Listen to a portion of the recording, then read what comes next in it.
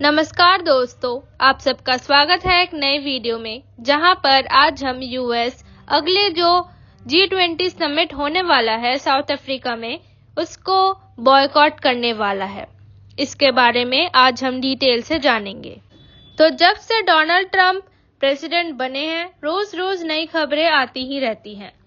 तो recently Donald Trump ने geopolitics के बारे में एक नई न्यूज निकाली है कि जियोपॉलिटिक्स में नए चेंजेस होने वाले हैं। अब वो क्या चेंजेस होंगे, आइए पता करते हैं। तो आप सबको याद ही होगा कि 2023 में इंडिया ने G20 ऑर्गेनाइज करवाया था न्यू दिल्ली में, जहां पर G20 से जुड़े जितने भी कंट्रीज हैं उन सब के लीडर्स यहां आए थे और इन सब की वजह से इंडिया का रेपुटेशन भी बढ़ गया था और न्यू दिल्ली डिक्लेरेशन साइन हुआ था सक्सेसफुली। तो अब डोनाल्ड ट्रंप ये कह रहे हैं कि जो अगला G20 समिट होने वाला है साउथ अफ्रीका में, वो उसमें भाग नहीं लेंगे, उसको वो बॉयकॉट करेंगे।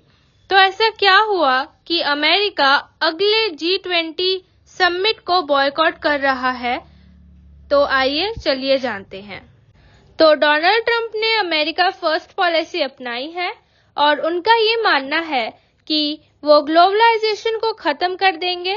तो इससे ये पता चलता है या फिर ये समझ में आता है कि डोनाल्ड ट्रंप अमेरिका को ग्लोबलाइजेशन से दूर ले जाना चाहते हैं और बड़े बड़े जो ग्लोबल इंस्टीट्यूशन हैं, चाहे ट्रेड हो, गवर्नेंस हो, सिक्योरिटी हो या फिर सोशल एक्शंस हो, ये सारे अमेरिकन लीडरशिप के अंडर आते हैं। पर ट्रंप का ये मानना है कि इन सब को बनाने का जो एम था, अब वो एम खत्म हो चुका है और इन सब इंस्टीट्यूशन की वजह से अमेरिका का एक्स्ट्रा खर्च हो रहा है और दूसरे कंट्रीज को फायदा पहुंच रहा है। ट्रंप का ये कहना है कि ये जो इंस्टीट्यूशन है वो ज्यादातर दूसरे देशों के लिए काम करते हैं और उनको फायदा पहुंचाते हैं, जिसकी वजह से अमेरिका इंटरनेशनल ऑर्गेनाइजेशंस के ऊपर अटैक कर रहा है, उनसे अपने नाम हटवाकर या फिर अपने आप को हटवाकर और उनको एड ना देकर। अभी रिसेंटली जो अटैक का केस सामने आया है वो ICC यानी कि इंटरनेशनल क्रिमिनल कोर्ट में आया है। यहाँ पर डोनाल्ड ट्रंप ने ICC के जरिए जो भी इन्वेस्टिगेशन की जा रही है यूएस सिटीजन्स और यूएस के एलायंस इजराइल के खिलाफ, उन लोगों के ऊपर सैंक्शंस लगाया गया है ट्रंप के द्वारा। ICC ने इजराइल के प्राइम मिनिस्टर बेंजामिन नेतन्याहू के खिलाफ आरोप लगाया है कि उन्होंने गाजा में वॉर छेड़ी है और इस वजह से ही वो ICC द्वारा वांटेड हैं। और 2023 में रशिया के प्रेसिडेंट व्लादिमीर पुतिन को भी अरेस्ट वारंट मिला था ICC के द्वारा। तो चलिए अब जानते हैं कि ICC क्या है, इंटरनेशनल क्रिमिनल कोर्ट काम क्या करता है। इंटरनेशनल क्रिमिनल कोर्ट या ICC एक परमानेंट कोर्ट है जहां पे इंडिविजुअल्स के खिलाफ कानूनी कार्यवाही की जाती है अगर वो किसी वॉर क्राइम में शामिल हो या फिर दूसरे क्राइम में शामिल हो, और कार्यवाही के बाद उन्हें पनिशमेंट मिलती है वहां पे। तो अब चलिए जानते हैं कि अमेरिका अपने आप को G20 के मीटिंग से, G20 के समिट से निकालना क्यों चाहता है। तो अमेरिका के secretary of state Marco Rubio ने अनाउंस किया है कि अमेरिका जो अगले G20 के समिट होगा साउथ अफ्रीका के जोहान्सबर्ग में, उसे अटेंड नहीं करेगा। उन्होंने कहा है कि ये जो समिट का थीम है इस बार का सॉलिडारिटी, इक्वालिटी और सस्टेनेबिलिटी का, इसके जरिए बहुत सारे गलत चीजें साउथ अफ्रीका कर रहा है। डोनाल्ड ट्रंप ने भी इसको लेकर कहा है कि साउथ अफ्रीका लोगों की जमीन को हड़प रहा है और south Africa anti white policy को अपना रहा है। तो इसलिए साउथ अफ्रीका के लिए जो फंडिंग्स हम देते थे उसको अभी के लिए हम बंद कर रहे हैं। और इलॉन मस्क भी इसके सपोर्ट में कहते हैं कि south Africa anti white policy को अपना रहा है और मैं आपको बताती चलूं कि इलॉन मस्क खुद साउथ अफ्रीका में ही हुए हैं, उनका बर्थ साउथ अफ्रीका में ही हुआ है। अब आपके मन में ये चल रहा होगा कि साउथ अफ्रीका और अमेरिका के बीच में इतने प्रॉब्लम्स आखिर चल क्यों रही हैं? तो चलिए इसके कारण जानते हैं। तो अभी मैंने कुछ देर पहले कहा कि इजराइल के खिलाफ आईसीसी ने वारंट जारी किया है। तो आईसीसी ने साउथ अफ्रीका के कहने पर वारंट जारी किया है क्योंकि साउथ अफ्रीका इजराइल के खिलाफ है, और वो इसलिए खिलाफ है क्योंकि इजराइल ने ह्यूमैनिटेरियन क्राइसिस लाया है और गाजा में भी वॉर छेड़ी है और पैलेस्टीनियंस के ऊपर अत्याचार भी कर रहे हैं, और ये बात साउथ अफ्रीका के लोगों को अच्छी नहीं लगी। पर अमेरिका को साउथ अफ्रीका का ये स्टेप अच्छा नहीं लगा और इसकी वजह से ही साउथ अफ्रीका और अमेरिका के बीच प्रॉब्लम्स चल रही हैं। साउथ अफ्रीका और मलेशिया दोनों मिलकर एक कैंपेन जारी कर रहे हैं ताकि आईसीजे और आईसीसी के रूलिंग्स को अपहोल्ड किया जा सके, और यूएस कांग्रेस यानी कि यूएस की लोअर हाउस ये कोशिश कर रही है कि ये जारी ना हो सके।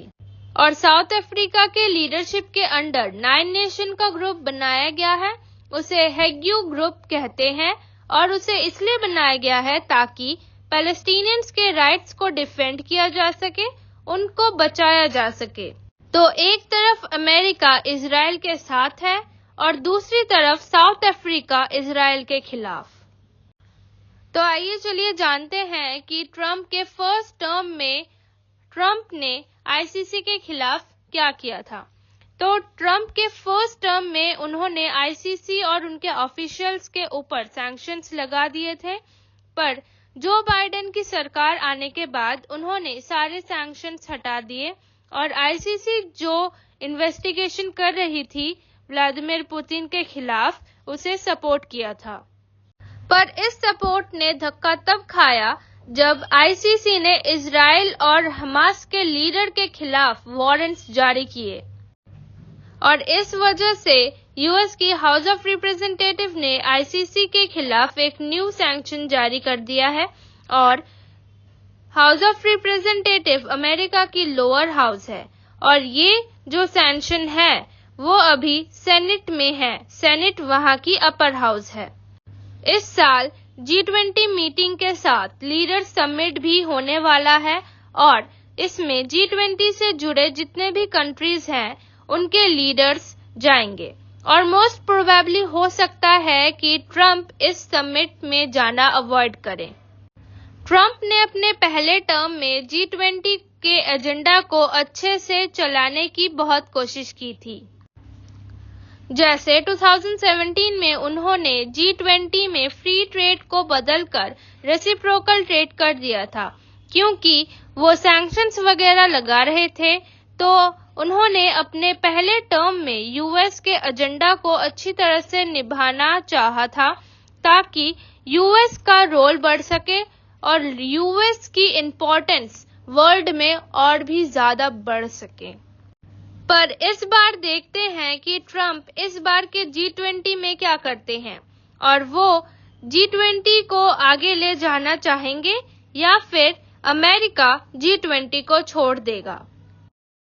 अगर अमेरिका G20 छोड़ देता है तो इस पर इंडिया का बहुत कंसर्न है। तो देखिए, इंडिया ने साफ साफ बोला था कि जो G20 है ये ज्यादा सूटेबल है यूएन से ग्लोबल चैलेंजेस को सॉल्व करने के लिए, क्योंकि यूएन में 193 कंट्रीज हैं और G20 में सिर्फ 20 कंट्रीज हैं। तो कम कंट्रीज में ग्लोबल चैलेंजेस को सॉल्व करने के लिए जो चीजें हैं वो ज्यादा आसानी से सहमति दे पाते हैं या फिर सहमति बना पाते हैं। तो G20 आसान है यूएन से। तो इंडिया ये कहता है कि ये जो ग्लोबल चैलेंजेस है उनको सॉल्व करने के लिए G20 यूएन से ज्यादा अच्छा है। एक तरफ इंडिया G20 को आगे बढ़ाना चाहता है और दूसरी तरफ यूएस इन सब को बॉयकॉट करना चाहता है, अपने आप को अलग रखना चाहता है इन सब से। जब जो बाइडेन की गवर्नमेंट थी तो उसमें जो बाइडेन ने न्यू दिल्ली में जो G20 हुआ था उसको बहुत सपोर्ट किया था और उसको बहुत ही ज्यादा अच्छा कहा था। पर अब जब ट्रम्प की गवर्नमेंट आई है और वो जो पॉलिसीज निकाल रही है या फिर बना रही है, उससे ये अनुमान लगाया जा सकता है कि G20 की इम्पोर्टेंस अब कम हो रही है अमेरिका के लिए। तो अगर अमेरिका G20 से हट जाता है तो चाइना और रशिया अपना कंट्रोल बढ़ा लेगी और अपने आप को और स्ट्रांग कर लेगी और इससे भारत को नुकसान होगा। यूएस सब चीजों से ही अपने आप को बाहर निकाल रही है, जैसे यूएस WHO से बाहर निकाल रही है। वो जो यूएस एड प्रोवाइड करती थी, अब वो भी कह रही है कि मैं एड प्रोवाइड नहीं करूंगा और अब G20 से अपने आप को बाहर निकाल रही है। अब इससे ये पता चल रहा है या फिर ये समझ आ रहा है कि यूएस अपने आप को आइसोलेट करना चाहता है। तो आप बताइए कि क्या यूएस ये ठीक कर रहा है? उम्मीद है कि ये वीडियो आप सबको अच्छा और इन्फॉर्मेटिव लगा होगा और कुछ नया भी जानने को मिला होगा। वीडियो अच्छा लगा हो तो लाइक, शेयर और सब्सक्राइब करें। अगली वीडियो में मिलते हैं। नमस्कार।